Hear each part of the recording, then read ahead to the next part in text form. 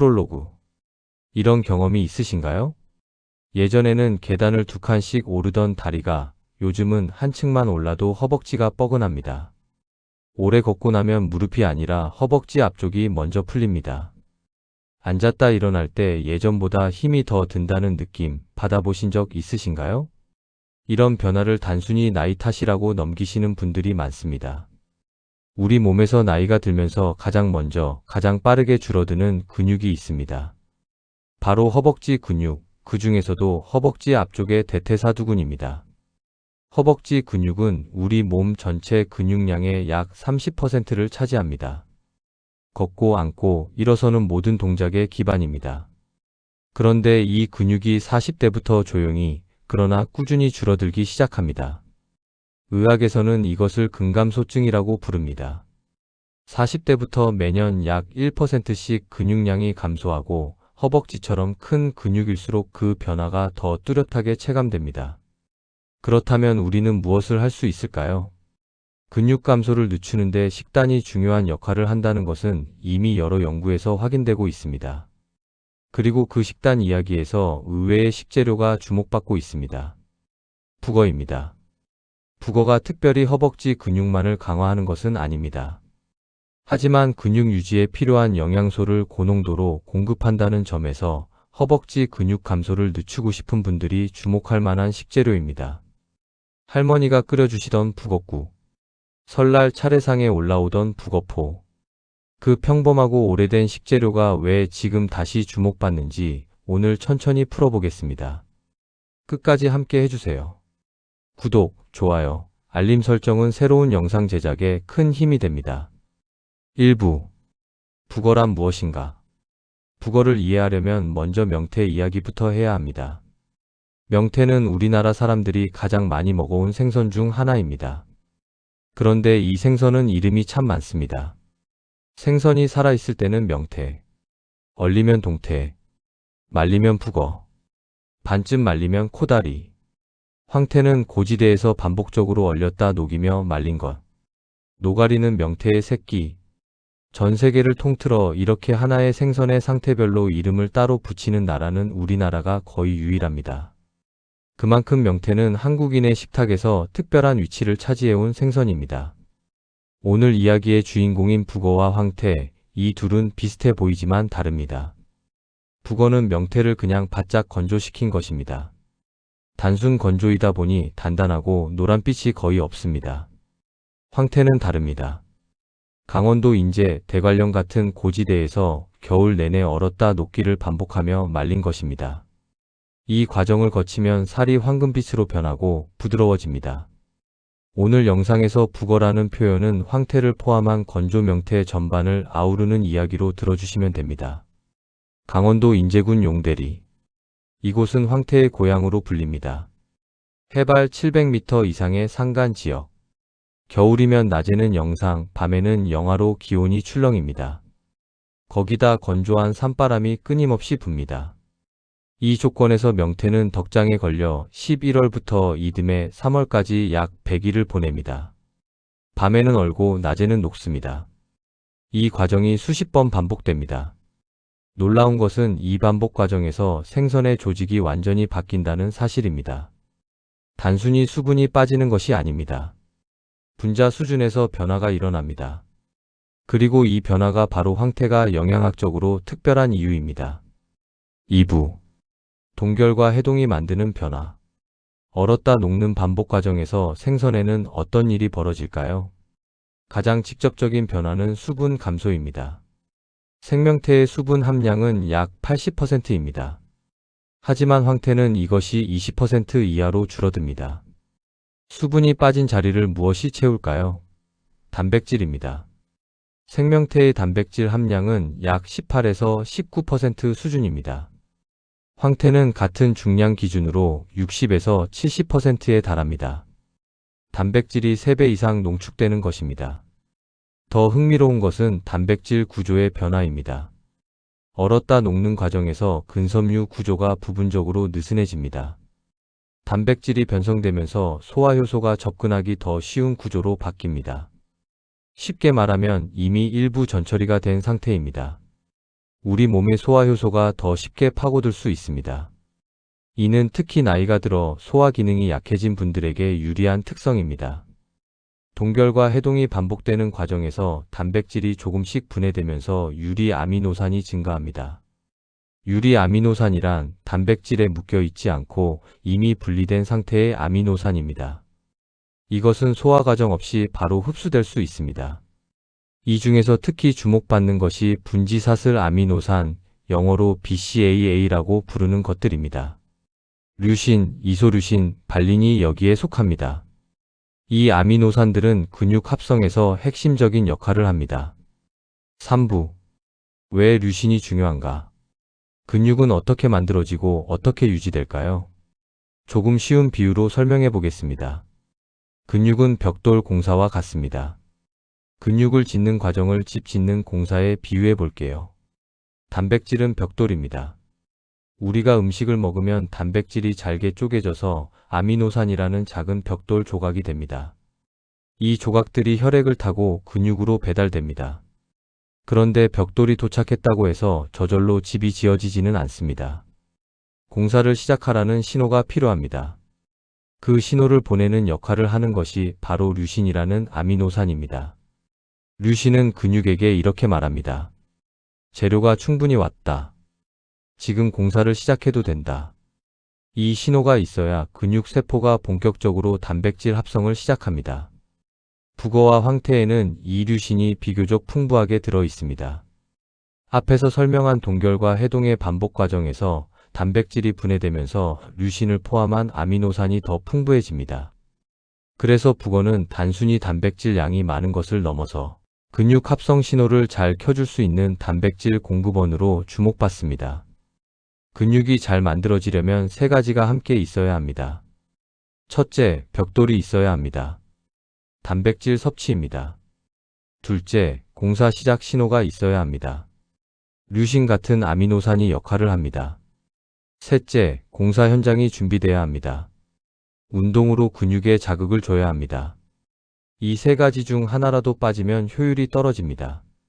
아무리 좋은 재료를 가져다 놓아도 공사 신호가 없거나 현장이 준비되지 않으면 집은 지어지지 않습니다. 나이가 들면 왜 같은 양을 먹어도 효과가 다를까? 여기서 중요한 이야기를 하나 더 해야 합니다. 젊을 때는 단백질을 조금만 먹어도 근육 공사가 잘 시작됩니다. 공사 신호가 예민하게 반응하기 때문입니다. 그런데 나이가 들면 이 신호 체계가 조금 둔해집니다. 같은 양의 단백질을 먹어도 공사가 덜 활발하게 시작됩니다. 마치 오래된 초인종 같습니다. 한 번 눌러서는 잘 안 울리고 더 세게, 더 여러 번 눌러야 반응합니다. 그래서 중년 이후에는 단백질을 젊을 때보다 조금 더 챙겨 먹는 것이 필요합니다. 그리고 류신처럼 신호 전달에 효과적인 아미노산이 풍부한 단백질을 선택하는 것이 더 유리합니다. 북어와 황태는 이 두 가지 조건을 동시에 충족할 수 있는 식재료입니다. 특히 허벅지처럼 큰 근육은 단백질 공급이 부족할 때 가장 먼저 영향을 받습니다. 몸이 에너지가 부족하다고 느끼면 큰 근육에서 아미노산을 꺼내 쓰기 때문입니다. 반대로 단백질을 충분히 공급해주면 이 손실 속도를 늦출 수 있습니다. 북어는 그 단백질 공급에 좋은 출발점이 될 수 있습니다. 4부. 우리 조상들은 왜 북어를 먹었나? 과학이 이것을 밝히기 훨씬 전부터 우리 조상들은 이미 북어의 가치를 알고 있었습니다. 우리나라 전통 제사상에는 반드시 북어포가 올라갑니다. 왜 하필 북어였을까요? 실용적인 이유가 있었습니다. 냉장 시설이 없던 시대에 북어는 오래 보관할 수 있었습니다. 멀리 운반하기도 쉬웠습니다. 귀한 손님이 오거나 중요한 날에 꺼내 쓸 수 있는 비상식품이었습니다. 하지만 그것만이 아닙니다. 북어포를 두드려 부드럽게 만드는 것은 우리나라 고유의 조리 문화입니다. 이 과정에서 단단한 조직이 더 부드러워지고 소화가 쉬워집니다. 과학적으로 말하면 기계적 전처리를 통해 소화율을 높이는 것입니다. 조상들의 경험적 지혜가 현대 식품과학과 일치합니다. 북엇국은 우리나라 전통 숙취 해소 음식으로 유명합니다. 과학적 근거가 있을까요? 어느 정도는 있습니다. 알코올을 분해하는 과정에서 간은 많은 에너지와 아미노산을 소모합니다. 메티오닌이라는 아미노산은 간 해독 과정에서 중요한 역할을 합니다. 북어에는 메티오닌이 풍부하게 들어 있습니다. 또한 북엇국을 끓일 때 들어가는 무, 달걀, 두부가 수분과 추가 영양소를 보충해 줍니다. 완벽한 의학적 치료는 아니지만 우리 조상들의 선택에는 나름의 합리적 근거가 있었습니다. 명태가 문헌에 등장하는 것은 조선시대 초부터입니다. 함경도 명천 지역에서 태씨 성을 가진 어부가 처음 잡았다는 이야기에서 명태라는 이름이 유래했다는 설이 있습니다. 조선 후기에는 명태가 서민들의 주요 단백질 공급원이었습니다. 저렴하고 말려서 오래 보관할 수 있고 어떻게 요리해도 맛있었기 때문입니다. 그 역사가 수백 년, 한국인의 밥상과 함께해온 식재료입니다. 오부. 북어의 영양과 레시피. 북어는 단백질만 좋은 식재료가 아닙니다. 들여다보면 들여다볼수록 다양한 영양소가 균형 있게 담겨 있습니다. 레시피를 소개하기 전에 북어가 가진 4가지 영양의 힘을 먼저 살펴보겠습니다. 이것을 알면 각 요리가 왜 좋은지가 훨씬 잘 이해됩니다. 첫째, 고농축 단백질입니다. 황태 100g 기준 단백질 60g 이상. 같은 무게의 닭가슴살보다 훨씬 높습니다. 근육 유지의 핵심 영양소입니다. 둘째, 메티오닌입니다. 북어에는 메티오닌이라는 아미노산이 풍부합니다. 메티오닌은 간에서 해독 작용을 도와주는 역할을 합니다. 알코올을 분해할 때 간이 메티오닌을 많이 소모하는데 북엇국이 숙취 해소에 좋다고 알려진 데는 이 과학적 근거가 있습니다. 셋째, 칼슘과 인입니다. 북어에는 칼슘과 인이 함께 들어 있습니다. 이 두 미네랄은 뼈 건강에 관여하고 근육 수축과 신경 신호 전달에도 필요합니다. 근육과 뼈는 함께 유지될 때 의미가 있습니다. 넷째, 저지방입니다. 황태 100g의 지방 함량은 2에서 3g 수준입니다. 같은 무게의 삼겹살이 30g이 넘는 것과 비교하면 매우 낮습니다. 단백질은 풍부하되 지방은 낮으니 중년 이후 체중 관리와 심혈관 건강을 함께 챙길 수 있습니다. 이 4가지를 머릿속에 두고 이제 레시피를 보시면 각 요리가 왜 좋은지 훨씬 잘 이해가 되실 겁니다. 황태해장국. 북어 요리의 클래식입니다. 메티오닌이 풍부한 황태의 수분과 전해질을 보충하는 무와 달걀이 더해져 속을 풀어주는 한 그릇이 완성됩니다. 숙취 해소는 물론 아침 식사로도 훌륭한 단백질 공급원입니다. 2인분 기준 재료는 황태채 50g, 무 100g, 달걀 2개, 두부 반모, 대파 3분의 1대, 다진 마늘 1작은술, 국간장 1큰술, 참기름 1작은술, 물 700ml가 필요합니다. 만드는 방법으로는 첫째, 황태채를 물에 10분 불린 후 손으로 꼭 짜서 물기를 제거합니다. 둘째, 냄비에 참기름을 두르고 중불에서 황태채를 2에서 3분 볶습니다. 살짝 노릇하게 볶으면 고소한 감칠맛이 깊어집니다. 셋째, 물을 붓고 물을 깍둑 썰어 함께 넣습니다. 센 불로 끓어오를 때까지 기다립니다. 넷째, 끓으면 두부를 깍둑 썰어 넣고 다진 마늘과 국간장으로 간을 맞춥니다. 다섯째, 달걀을 풀어 넣고 대파를 썰어 올립니다. 마지막에 참기름 한 방울로 마무리합니다. 달걀이 들어가면 비타민 D와 B12가 보충됩니다. 두부는 칼슘을 추가로 더해주며 무는 소화 효소가 풍부해 단백질 흡수를 돕습니다. 한 그릇에 단백질, 미네랄, 소화 보조 성분이 모두 담깁니다. 황태구이. 황태구이는 기름을 거의 쓰지 않고 굽기 때문에 지방 섭취를 최소화하면서 단백질과 칼슘을 효율적으로 섭취할 수 있는 요리입니다. 에어프라이어 덕분에 요즘 MZ세대 사이에서도 다시 주목받고 있습니다. 2인분 기준 재료는 황태포 1마리, 고추장 1큰술, 간장 1큰술, 올리고당 1큰술, 다진 마늘 0.5작은술, 참기름 1작은술, 통깨가 필요합니다. 만드는 방법으로는 첫째, 황태포를 미지근한 물에 5분 불린 뒤 물기를 꼭 짜서 제거합니다. 둘째, 양념 재료를 모두 섞어 황태 양면에 골고루 바릅니다. 15분 재워두면 더 깊은 맛이 납니다. 셋째, 에어프라이어 180도에서 8에서 10분 또는 팬에서 중불로 앞뒤각 3분씩 굽습니다. 넷째, 먹기 좋은 크기로 찢어 통깨를 뿌립니다. 황태의 칼슘은 뼈와 근육 수축에 모두 관여합니다. 에어프라이어로 구우면 기름을 추가하지 않아도 되어 지방 부담이 거의 없습니다. 고추장의 캡사이신은 신진대사를 살짝 올려주는 효과가 있다고 알려져 있습니다. 밥 반찬, 안주, 간식 모두 가능한 만능 요리입니다. 황태 된장찌개. 황태와 된장의 조합은 영양학적으로 매우 훌륭합니다. 황태의 메티오닌이 간을 돕고 된장의 유익균이 장 건강을 챙기며 두부의 칼슘이 더해집니다. 중년 이후 한 끼로 손색이 없는 전통 레시피입니다. 2인분 기준 재료는 황태채 40g, 된장 1.5 큰술, 두부 반모, 애호박 3분의 1개, 대파 3분의 1대, 다진 마늘 0.5 작은술, 멸치 육수 500ml가 필요합니다. 만드는 방법으로는 첫째, 황태채를 물에 5분 불린 후 물기를 제거합니다. 둘째, 냄비에 멸치 육수를 붓고 된장을 체에 걸러 풀어줍니다. 셋째, 황태채, 깍둑 썬 두부, 애호박을 넣고 중불에서 끓입니다. 넷째, 다진 마늘과 대파를 넣고 한 소끔 더 끓입니다. 황태가 부드럽게 퍼지면 완성입니다. 된장은 발효 과정에서 만들어진 유익균과 소화효소가 풍부합니다. 황태 단백질의 흡수를 돕는 환경을 만들어줍니다. 애호박의 비타민C와 칼륨은 나트륨 배출을 도와서 된장의 염분을 어느 정도 상쇄합니다. 두부를 함께 넣으면 칼슘과 식물성 단백질이 추가됩니다. 황태 단백질 샐러드. 닭가슴살 대신 황태를 활용하는 방법입니다. 지방이 극히 낮고 단백질이 높으며 신선한 채소의 비타민과 항산화 성분까지 한 접시에 담깁니다. 점심 도시락이나 다이어트 식단으로 요즘 인기를 얻고 있습니다. 1인분 기준 재료는 황태채 40g, 채소 믹스 1줌, 방울토마토 5개에서 6개, 오이 3분의 1개, 삶은 달걀 1개, 올리브오일 1큰술, 레몬즙 1작은술, 소금 후추 약간이 필요합니다.